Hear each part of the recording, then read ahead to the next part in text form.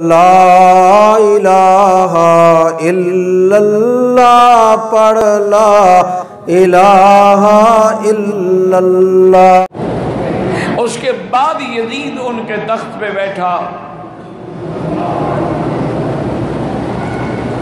اور اس دور میں اس علاقے میں جتنے لوگ تھے ان سب نے یزید کی بیعت کی اور کسی نے اعتراض نہیں کیا۔ صرف ارباب حل و عقد جو تھے نا، اہل مدینہ اور اہل مکہ، ان نے بیعت نہیں کی۔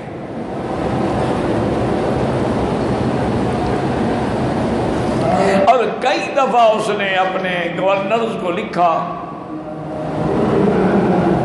کہ مکے والوں سے، مدینے والوں سے بیعت لیں، لیکن ان لوگوں نے انکار کر۔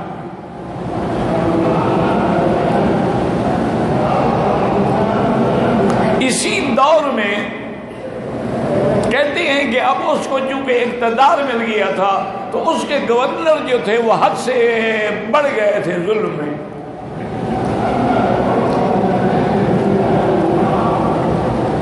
تو کوفے والوں نے حضرت حسین رضی اللہ تعالی عنہ کو خط لکھے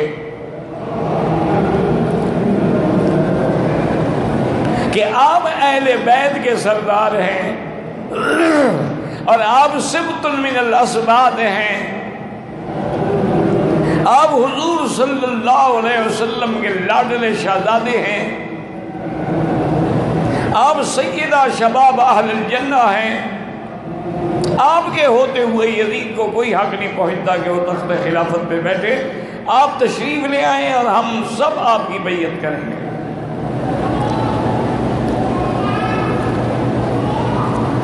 شاہ عبد العزیز محدث دہلوی رحمۃ اللہ علیہ نے لکھا ہے کہ 12,000 خطوط انہوں نے بھیجے۔ حضرت حسین خط پڑھتے، سوچتے جاؤں نہ جاؤں، کیا کروں۔ صحابہ جو اس وقت موجود تھے جیسے حضرت عبداللہ ابن عباس ہیں، ان سے مشورہ کیا، انہوں نے کہا حضرت آپ نہ جائیں۔ یہ کوفے والے لوگ جو ہیں ان کی تاریخ کے اندر وفا نہیں ہے۔ ہمارا مشورہ یہ ہے کہ آپ مدینے میں ہیں، وہ ٹھیک ہے پریشر ڈال رہا ہے بیعت کے لیے، لیکن یہاں آپ کا کچھ نہیں بگاڑ سکتا۔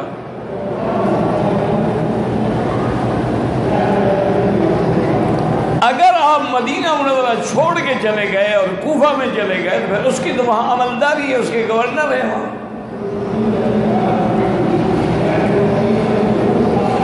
حضرت حسین رضی اللہ تعالیٰ عنہ بار بار کہیں کہ بھائی اگر قیامت میں اللہ نے سوال کیا کہ آپ کو لوگ بلا رہے تھے بیعت کے لیے، تو آپ نے اس وقت حق کا ساتھ کیوں نہیں دیا؟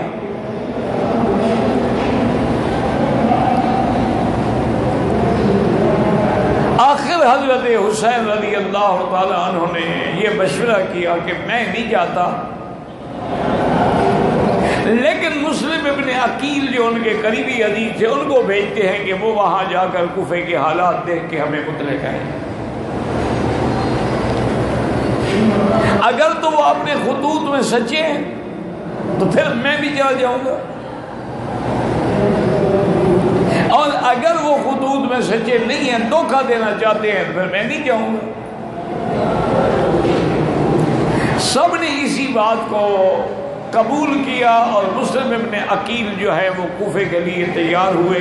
ان کے 2 چھوٹے بچے تھے، وہ بھی ضد کر گئے کہ ہم بھی اپنے بابا کے ساتھ جائیں۔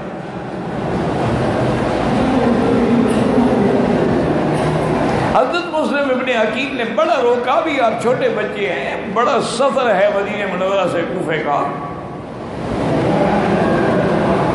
لیکن بچوں کی ضد ہوتی ہے، محبت ہوتی ہے، انہوں نے کہا نہیں ہم تو جائیں گے۔ تو حضرت مسلم ابن عقیل رحمت اللہ علیہ اپنے 2 بچوں کو لے کے کوفے کی طرف چل پڑے، اور کوفہ والوں کو جب پتہ لگا حضرت مسلم ابن عقیل کی آمد کا تو سارا کوفہ جو تھا استقبال کے لیے امٹ پڑا۔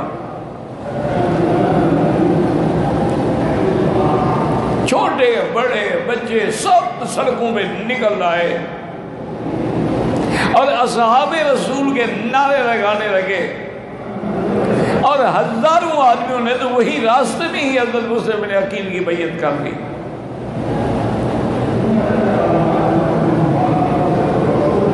اب پورے کوفے میں اور ان کے مساجد میں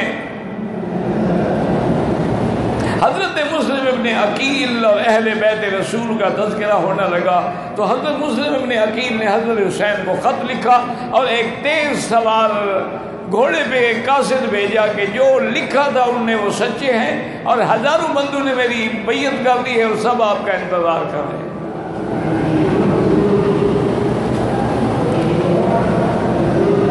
کہتے ہیں کہ یزید کو پتہ لگا کہ بھی کوفے کی تو فضا ہی بدل گئی ہے، کوفہ تو سارے کا سارا مسلم ابن عقیل کے ہاتھ میں بیعت کر چکا ہے، اور اگر وہ اس میں مضبوط رہ گئے تو پھر میرا اقتدار تو نہیں بچ سکتا ہے۔ اس نے اس گورنر کو ہٹا کے ابن زیاد کو گورنر بنایا کوفے کا، اور حکم دیا کہ سختی کے ساتھ جو ہے آپ ان سے معاملہ کریں، اور اگر وہ مسلم ابن عقیل کی بیعت سے باز نہ آئے تو پھر سب کو تہہ تیگ کر دیں۔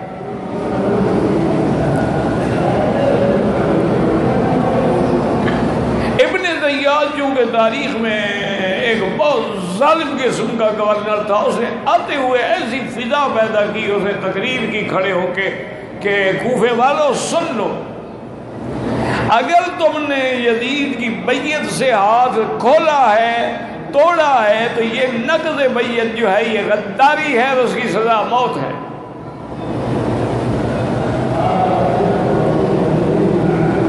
یا تو یزید کی بیعت میں اسی طرح قائم رہے، ورنہ پھر موت کے لیے تیار ہو جائے۔ وہ جو جناب نعرے لگانے والے تھے نا جی، استقبال کرنے والے، صرف ابن زیاد کی تقریر سن کے ویسے بزدل بنے کہ تتر بتر ہو گئے، مسلم ابن عقیل اکیلے بیٹھے ہوئے ہیں۔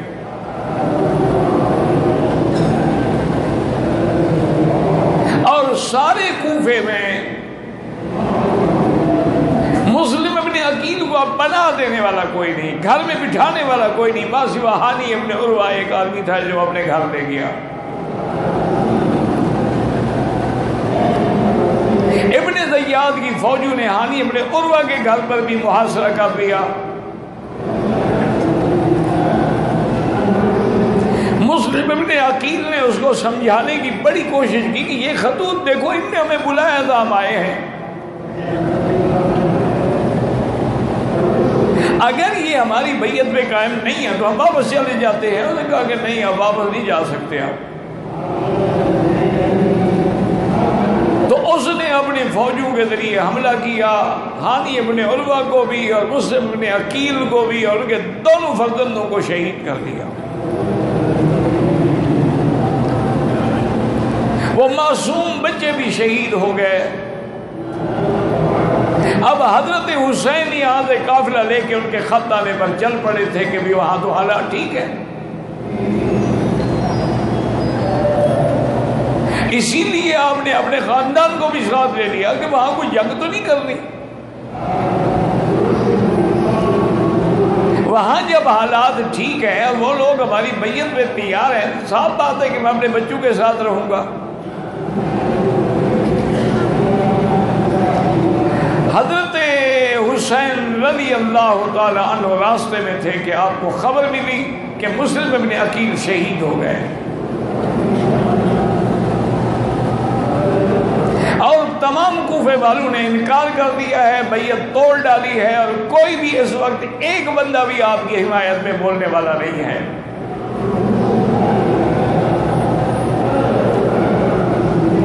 حضرت حسین رضی اللہ تعالیٰ عنہ نے رات کو اپنے ساتھیوں کو جمع کیا اور فرمایا کہ بھائی بات یہ ہے دراصل کہ مسلم ابن عقیل شہید ہو گئے، ان کے بچوں کو بھی ظالموں نے شہید کر دیا۔ اب جو آدمی تم میں سے واپس مدینہ منورہ جانا چاہتا ہو میری اجازت ہے وہ چلا جائے، میں نے ضرور آگے جانا ہے کہ مجھے حضور پاک نے اپنے نانا نے خواب بتایا تھا کہ مجھے خواب میں ایک زمین دکھلائی گئی ہے جس کی ریت بھی سرخ ہے، وہاں حسین نے شہید ہونا ہے۔ میں تو پھر اپنی شہادت گاہ سے پیچھے نہیں ہٹ سکتا۔ اگر آپ لوگ جانا چاہتے ہیں میں انہوں نے کہا ہم آپ کو چھوڑ کے نہیں جا سکتے۔ حضرت حسین نے پھر سفر شروع کیا۔ ابن زیاد نے بھی اپنی فوجی دستے جو تھے آگے بڑھائے اور انہوں نے بھی حضرت حسین رضی اللہ تعالیٰ عنہ کو گرفتار کرنے کے لیے گھیرا تنگ کرنا شروع کر دیا۔ حضرت حسین رضی اللہ تعالیٰ عنہ نے ان کے ابن زیاد کے نمائندوں کو بلایا اور کہا دیکھو بات سنو، میری 3 شرطیں ہیں۔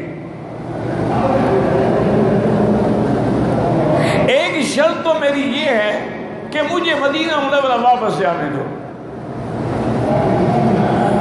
ان لوگوں نے ہمیں بلایا تھا اور اگر انہوں نے بے وفائی کی ہے تو ہمیں یہاں رہنے کی یا آنے کی ضرورت کیا ہے؟ اور دوسرا راستہ یہ ہے کہ تم بغیر کسی لڑائی کے مجھے یزید کے پاس جانے دو، میں خود اس سے بات کروں گا، اور ہم اگر کسی نتیجے پہ پہنچ گئے تو بلا وجہ لڑائی کی کیا ضرورت ہے۔ اور اگر یہ 2 باتیں آپ کو منظور نہیں ہیں تو تیسری بات میری یہ ہے کہ کسی اسلامی ملک کی سرحد سے مجھے ادھر اس شہر میں اس ملک میں جانے دو، میرا راستہ نہ روکو۔ ابن زیاد کے نمائندوں نے کہا جی نہیں، ہمیں یہ حکم ہے یا بیعت کرو یا پھر جنگ کے لیے تیار ہو جاؤ۔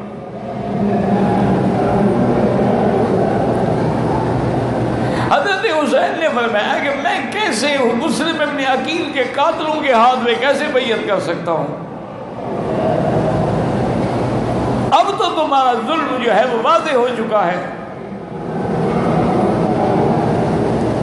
حضرت حسین بڑھتے رہے اور وہ بھی راستہ بھی دیتے رہے اور گھیرا بھی تنگ کرتے رہے حضرت حسین کا۔ ان کے پاس تو فوج تھی نا۔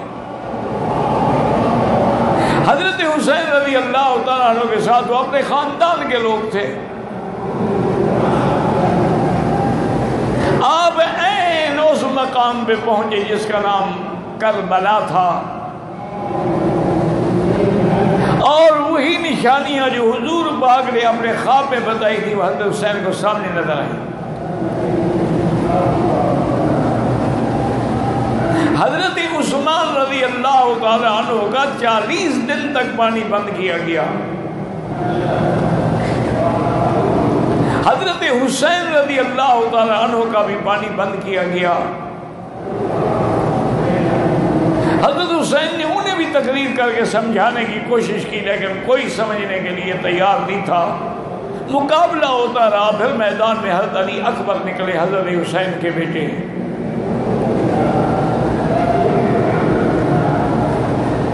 وہ اہل بیت کے شہزادے تھے اور بہادر تھے، انہوں نے ماشاءاللہ اپنی ہمت سے اور شجاعت سے، لیکن پیاسے ہیں، دشمنوں کی صفیں اڑت ڈالی، لیکن آخر میں حضرت علی اکبر بھی شہید ہوئے۔ سیدنا حسین رضی اللہ تعالیٰ عنہ اپنے ہاتھوں سے اپنے بیٹے کی لاش اٹھا کے گھر لائے، خیموں میں لے آئے، گھر کہاں تھے؟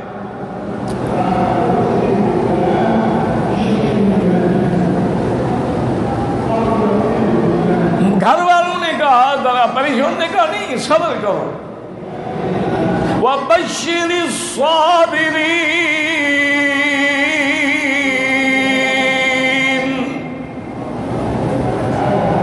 الَّذِينَ إِذَا أَصَابَتْهُم مُّصِيبَةٌ قَالُوا إِنَّا لِلَّهِ وَإِنَّا إِلَيْهِ راجعون۔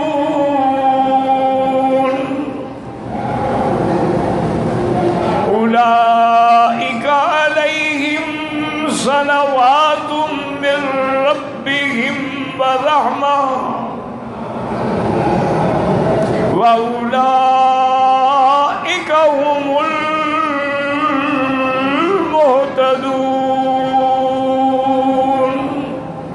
حسین نے کہا تم اہل بیت رسول ہو، صبر کرو، ہمیں صبر کا حکم دیا گیا ہے،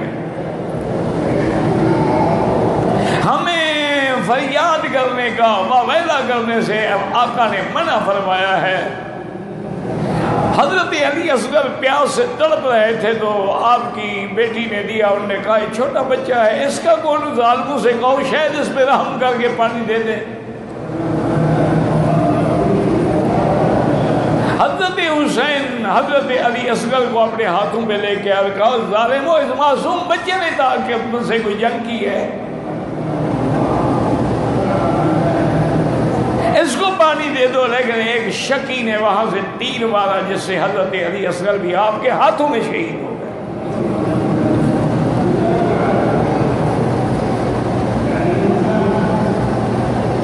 حضرت حسین اس کو لے کر بھی آئے اور کہا کہ گھر والوں سے کہ اب اس پھول کو بھی سنبھال لو، اللہ نے اس کے مقدر میں بھی معصومیت بھی لکھی تھی اور شہادت بھی لکھی تھی۔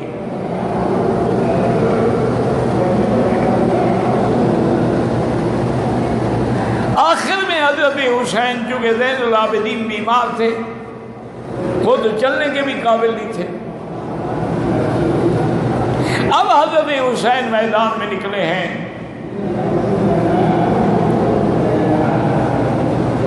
اور میدان میں آنے کے بعد انہوں نے کہا کہ ظالموں سے اتنی تم صبر کر لو کہ میں 2 رکعت نماز ادا کر لوں۔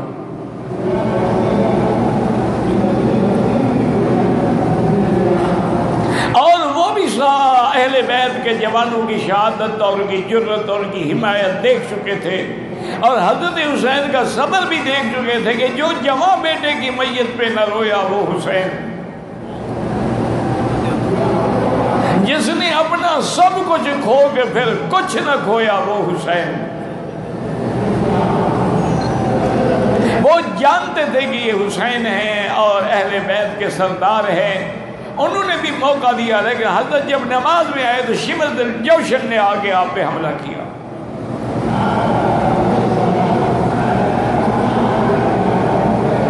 اور اللہ کے اس جوان نے اسی نماز کی حالت میں سبحان ربی الاعلیٰ، اب آپ دیکھیں کوئی محراب میں شہید ہو رہا ہے، کوئی سجدے میں شہید ہو رہا ہے۔ اللہ نے ان کا مقام جو یہی لکھا تھا کہ کٹا کر گردنیں دکھلا گئے ہیں کربلا والے، کسی باطل کے آگے کبھی جھک نہیں سکتے خدا والے۔ اور انہوں نے یہ فیصلہ کر دیا کہ آدمی جان دے سکتا ہے، قربانیاں دے سکتا ہے، لیکن باطل کے ہاتھ پہ ہاتھ دے کے بیعت نہیں کر سکتا ہے۔ اسی لیے کسی نے کہا تھا کہ حقہ کے بنا لا الہ تو حسین، کہ توحید کو زندہ کر دیا حسین نے، کہ ہم اللہ کے نام پہ مرنے والے ہیں، کسی باطل کے آگے جھکنے والے نہیں ہیں۔ حضرت حسین رضی اللہ تعالی عنہ بھی شہید ہوئے، اور تمام اہل بیت جو اس وقت ان کے ساتھ تھے ان کے آنکھوں میں آنسو تھے، اور اللہ تعالیٰ کے حکم کے مطابق انا للہ و انا الیہ راجعون کی ورد تھا اور صبر تھا۔ اور اس کے بعد پھر ان کو حضرت حسین رضی اللہ تعالیٰ عنہ کے سر کو بھی دربار یزید میں پیش کیا گیا۔ اس لیے یہ مقام جو ہے، میں نے آپ کو عرض کیا نا کہ حضور پاک سے لے کر آخری حضرت حسین ہے، سب کو اللہ نے شہادت نصیب کی، اور ساتھ یہ بھی فرما دیا کہ جو شہید ہوتے ہیں ان کو مردہ نہ کہا کرو، بل احیاء، یہ تو زندہ ہے، لیکن ان کی زندگی کو تم سمجھ نہیں سکتے ہو۔ اور دوسری جگہ فرمایا احیاء عند ربہم یرزقون، یہ زندہ بھی ہے اور اپنے رب کے پاس ان کو رزق بھی دیا جاتا ہے۔ تو آج بھی اسلام کے اندر حضرت حسین کی قربانی جو ہے وہ آج بھی زندہ زندہ ہے. اسی لیے کہتے ہیں کہ نہ یزید کا وہ ستم رہا نہ زیاد کا وہ ظلم رہا، جو رہا تو نام حسین کا جسے زندہ رکھتی ہے کربلا. رضی اللہ عنہم ورضوا عنہ. اللہ تبارک و تعالی قیامت میں ہمارا حشر جو ہے وہ اصحاب اور اہل بیت رسول کے ساتھ کریں اور خاتمہ ایمان پہ فرمائیں، اور دنیا میں اللہ تعالی عزت و عفت و عافیت نصیب فرمائیں. وما علینا الا البلاغ.